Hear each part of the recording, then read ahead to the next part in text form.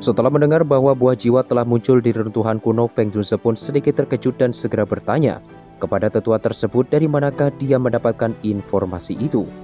Panatua tersebut pun memberitahu bahwa dia bertanggung jawab atas reruntuhan kuno yang muncul baru-baru ini. Berdasarkan informasi yang kami terima, ada beberapa magical beast yang mencoba masuk ke dalam area reruntuhan itu secara paksa. Namun pada akhirnya mereka terpaksa harus mundur dengan kondisi yang sangat mengenaskan. Disebutkan bahwa di dalam reruntuhan kuno itu telah muncul sebuah benda yang mirip dengan buah jiwa. Kemungkinan besar benda ini adalah sesuatu yang sedang kalian cari. Feng Junse pun sungguh merasa gembira ketika mendengar berita ini. Buah jiwa pada dasarnya adalah sesuatu yang berasal dari zaman kuno. Jadi bukan hal yang mengejutkan jika benda ini akhirnya muncul di dalam reruntuhan tersebut. Meskipun ini merupakan berita baik, tetapi Yalo memperingatkan semuanya agar berhati-hati. Bagaimanapun kabar peninggalan kuno ini telah menarik perhatian fraksi-fraksi besar dari seluruh benua. Terlebih tempat itu juga dipenuhi oleh berbagai macam magical beast yang akan semakin mempersulit siapapun untuk mengambil harta benda yang tersimpan di dalamnya. Bahkan sejauh ini sudah banyak para ahli di kelas Dozong maupun kelas Dozun yang jatuh menjadi korban.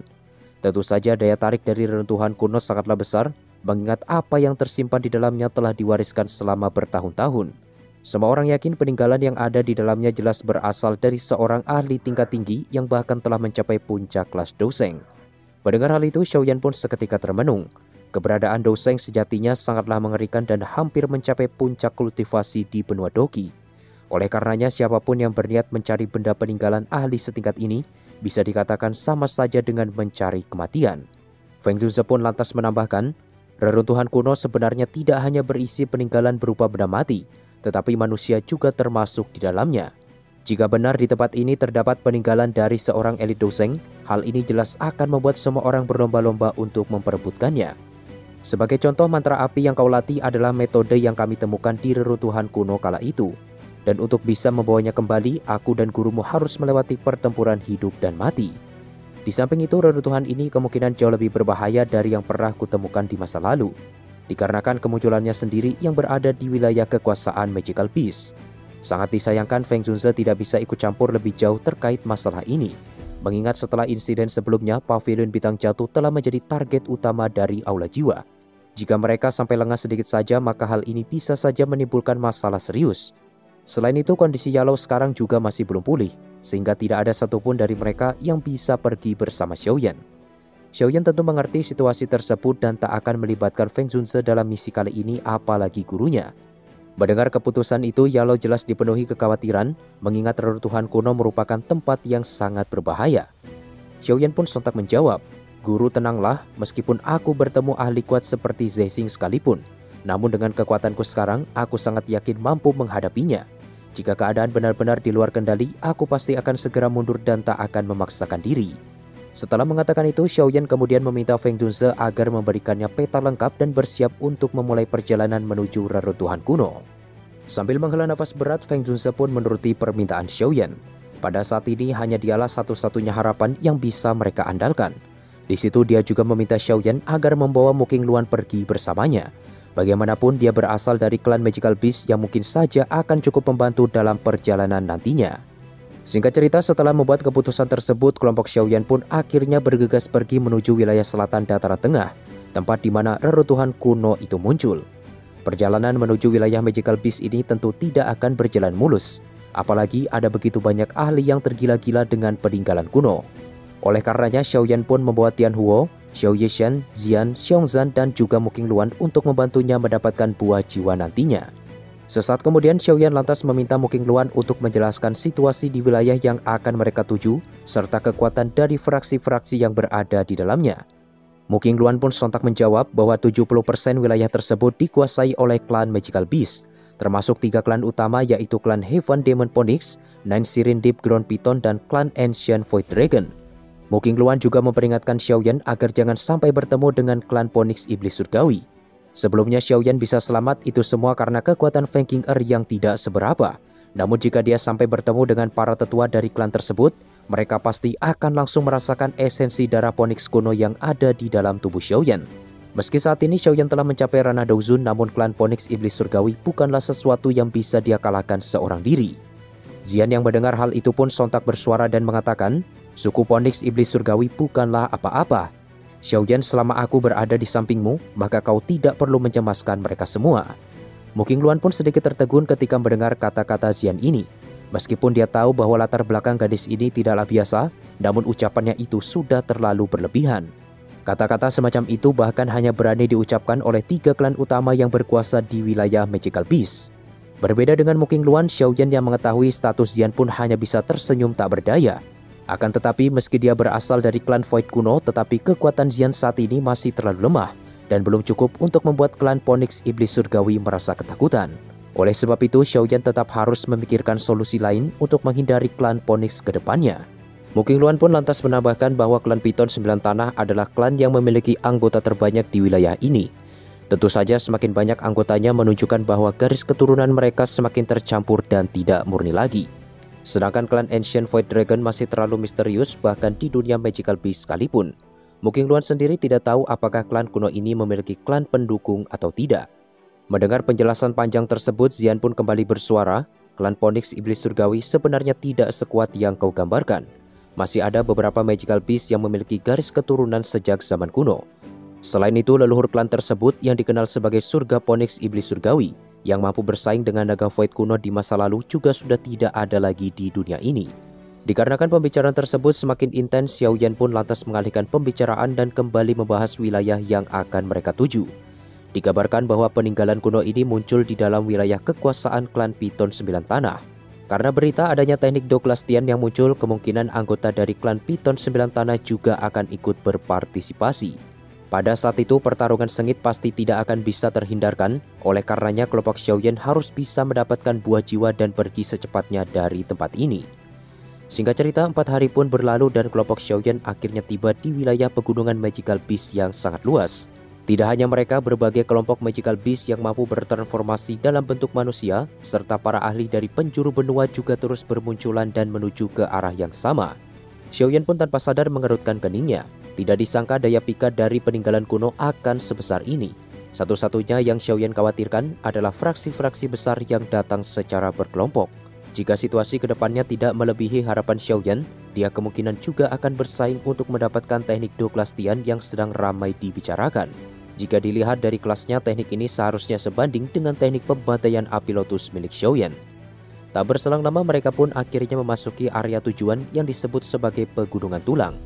Di situ Mu Qingluan memberitahu bahwa ada 2 sesepuh yang ditugaskan di tempat ini. Jadi kita harus menemui mereka terlebih dahulu untuk membahas rencana ke depannya. Setelah mendapat persetujuan dari Xiaoyan, Mu Qingluan pun lantas menghancurkan sebuah batu giok untuk memberikan sinyal kepada 2 sesepuh yang ada di tempat tersebut. Begitu giok dihancurkan, seorang lelaki tua pun seketika muncul di langit dan bergegas menghampiri kelompok Xiaoyan. Namun pada saat ini kondisinya terlihat buruk seakan-akan baru saja terlibat dalam pertarungan sengit. Mu Qingluan pun cukup terkejut dan segera bertanya kepada lelaki tua yang disebut Panatuahu itu apa yang sebenarnya terjadi. Panatuahu pun seketika tertawa getir dan mengatakan, "Aku bersama Panatuaki telah datang ke pegunungan ini untuk menyelidiki situasi atas perintah kepala pavilion. Pada saat ini sudah ada cukup banyak fraksi yang menemukan markas sementara untuk menunggu peninggalan kuno terbuka sepenuhnya. Dan kelompok kami berhasil menemukan lokasi strategis di salah satu puncak gunung yang dekat dengan peninggalan kuno. Namun tepat ketika kami ingin mendirikan kemah, para ahli dari Pavilion Fenglei tiba-tiba saja muncul dan membuat kekacauan. Bahkan Lei Zunze juga datang secara pribadi untuk berpartisipasi memperebutkan peninggalan kuno." Mu Qingluan pun sedikit tertegun, tidak disangka Pavilion Fenglei benar-benar berani melakukan penyerangan. Dia lalu menatap ke arah Xiaoyan dan mengatakan, "Guru berkata bahwa kau akan sepenuhnya bertanggung jawab dalam perjalanan ini." Mendengar perkataan ini, Panatuahu pun seketika menyadari identitas Xiaoyan dan segera memberikan salam hormat kepadanya sebagai kepala junior. Xiaoyan pun sontak menghentikan Panatuahu dan memintanya agar tidak memanggilnya dengan julukan yang berlebihan. Tentu saja Xiaoyan juga akan menyelesaikan masalah ini, namun sebelum itu mereka harus menemui Panatuaki dan para murid yang terluka lebih dulu. Singkat cerita, mereka semua pun akhirnya tiba di sebuah bukit kecil. Terlihat di sana terdapat lebih dari 20 murid Pavilion Bintang Jatuh yang sedang berjaga untuk mengawasi siapapun yang datang. Sesampainya di sana, Panatuaki pun perlahan keluar dari balik kerumunan dan segera menghampiri Xiaoyan. Melihat kondisi Panatuaki yang cukup parah, Xiaoyan pun lantas bertanya siapakah yang sudah menyerangnya. Panatuaki pun menjawab bahwa ini semua disebabkan oleh Fei Tian, kepala Pavilion Fenglei cabang utara. Xiaoyan pun sedikit terkejut, tidak disangka setelah beberapa tahun tidak bertemu, bajingan tua ini masih saja bersikap sombong. Xiaoyan kemudian memberikan pil obat pemulihan kepada Panatuaki sembari bertanya, kalau begitu ada berapa banyak elit dusun yang dimiliki Pavilion Fenglei. Panatuaki pun menjawab bahwa hanya ada Lei Zunze seorang dalam kelompok mereka. Xiaoyan pun sontak tersenyum dingin ketika mendengarnya dan berkata, semuanya bersiaplah untuk pergi, sudah saatnya untuk menghancurkan mereka semua. Scene lalu berpindah ke sebuah puncak gunung tepat di mana anggota Pavilion Fenglei berkumpul. Fei Tian yang tengah memimpin pasukannya pun tiba-tiba saja merasakan ada sekelompok ahli yang datang mendekat. Dia lantas memerintahkan seluruh anggota Pavilion Fenglei untuk menghabisi siapapun yang berani datang untuk membuat masalah. Baru saja kata-katanya terdengar, para bawahan yang akan bertindak pun seketika dihantam oleh sebuah penguasa hitam yang melesat kencang di langit. Hal ini secara alami membuat Fei Tian terkejut dan segera bertanya, bolehkah aku tahu siapa yang sudah berani menyerang Pavilion Fenglei milikku? Suara tawa menggelegar pun seketika terdengar di langit yang mengatakan, Fei Tian, sudah beberapa tahun kita tidak bertemu. Tak kusangka kau masih saja mengandalkan nama Pavilion Fenglei untuk mendukungmu. Setelah mengatakan itu, Xiaoyan pun akhirnya menampakkan diri di hadapan Fei Tian dan para anggotanya. Kemunculan Xiaoyan ini jelas membuat amarah Fei Tian memuncak. Tidak disangka bocah yang berani membuat kekacauan besar di markas Pavilion Fenglei beberapa tahun lalu akan muncul lagi di hadapannya. Fei Tian lantas berkata, apakah kau sudah mendapatkan bala bantuan untuk membalas dendam? Doki petir pun seketika melonjak dari seluruh tubuhnya. Di situ Fei Tian memerintahkan seluruh anggota Pavilion Fenglei untuk menghadapi yang lainnya, sementara dia akan mengurus Xiaoyan secara pribadi. Kali ini dia bersumpah akan membuat Xiaoyan membayar semua perbuatannya di masa lalu. Dalam sekejap dia pun melesat ke arah Xiaoyan dengan kecepatan penuh dan langsung melayangkan serangan berkekuatan petir sekuat tenaga. Namun sayang di situ Xiaoyan berhasil memblokir serangan tersebut dengan sangat mudah. Sambil tersenyum dia lantas berkata, Lei Zunze, apakah kau akan berdiam diri saja dan menyaksikan para bawahanmu ini bertarung? Pada saat yang bersamaan Fei Tian tampak terhempas dengan sangat keras. Tidak disangka dia akan mengalami pukulan telak bahkan sampai memuntahkan darah hanya dalam satu pertukaran dengan Xiaoyan. Keterkejutan serta rasa ketidakpercayaan pun seketika melintas di matanya. Bagaimana mungkin kekuatan bocah ini sudah mencapai ranah dusun? Perbedaan level di antara mereka sungguh membuat Fei Tian tak bisa berkata-kata. Beberapa tahun lalu kekuatan Xiaoyan jelas masih berada jauh di bawahnya. Lantas mengapa sekarang kekuatannya melonjak sedemikian rupa bahkan sudah mencapai ranah dusun? Lei Zunze beserta dua sosok kuat yang berada di puncak gunung pun seketika menunjukkan diri sembari mengerahkan doki agung mereka dan berkata, Xiaoyan, kau sungguh berani. Saat itu aku melepaskanmu dikarenakan keberadaan Feng Zunze. Namun sekarang kau justru datang dan membuat masalah dengan kami. Mendengar hal itu, Xiaoyan justru merendahkan Lei Zunze dan menjawab, semua itu bukanlah salahku, melainkan kemampuan muridmu yang tidak berguna. Kekuatan petir di tubuh Lei Zunze pun seketika menyebar di udara. Selama beberapa tahun tidak bertemu, tampaknya kau menjadi semakin lancang. Demi nama besar Feng Zunze, aku sarankan kau segera pergi dari tempat ini sekarang juga. Jangan berbicara omong kosong. Apakah kau sungguh tidak tahu bahwa anggotamu sudah berani menyerang murid kami secara terang-terangan di hadapan semua orang? Bukankah itu sama saja dengan mendeklarasikan perang di antara kedua pavilion? Sementara itu di samping Lei Zunze ada dua sosok kuat yang berasal dari klan Macan Bumi dan juga klan Serigala Bulan Perak. Mereka berdua merupakan bagian dari klan cabang yang mendukung klan Phoenix Iblis Surgawi. Meskipun hubungan mereka dengan Pavilion Fenglei cukup baik, tetapi masih ada sedikit keraguan di hati mereka. Terlebih nama Xiaoyan ini terdengar sangat familiar. Sesaat kemudian mereka akhirnya teringat bahwa Xiaoyan adalah pemenang kompetisi pil gathering sebelumnya. Setelah mengetahui identitas Xiaoyan, mereka berdua pun mencoba menenangkan situasi dan mengatakan bahwa semua ini hanyalah sebuah kesalahpahaman. Dikarenakan Xiaoyan juga sudah membalas perbuatan Fei Tian, seharusnya itu bisa dikatakan setimpal dan tak perlu lagi memperbesar masalah ini. Namun karena kedua belah pihak tak bisa mencapai kesepakatan, dua panatua binatang buas itu pun sontak menegaskan, Xiaoyan, tidak peduli betapa hebatnya dirimu di dunia manusia, tetapi tempat ini adalah wilayah kekuasaan Magical Beast sehingga kau tidak bisa berbuat seenaknya. Sebaiknya kau segera tinggalkan tempat ini, dengan begitu kami bisa membiarkan semua masalah ini berlalu. Jika tidak, meski Feng Zunze datang sekalipun, kami pasti akan tetap membuat perhitungan denganmu. Di tengah pembicaraan itu, sebuah celah spasial pun tiba-tiba saja terbuka di langit diikuti dengan suara gemuruh serta aura megah yang menyebar di udara. Di situ Lei Zunze dan dua panatua di sampingnya pun seketika merasakan bahwa ada kekuatan luar biasa yang berasal dari 4 Master Dozun.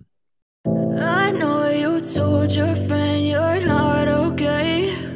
And tell me what's wrong and why you never said you felt that way. And guess you're trying to stay strong and fake a smile until I look away. But I've known you too long, it hurts to watch your blue eyes fade to gray as you fade away.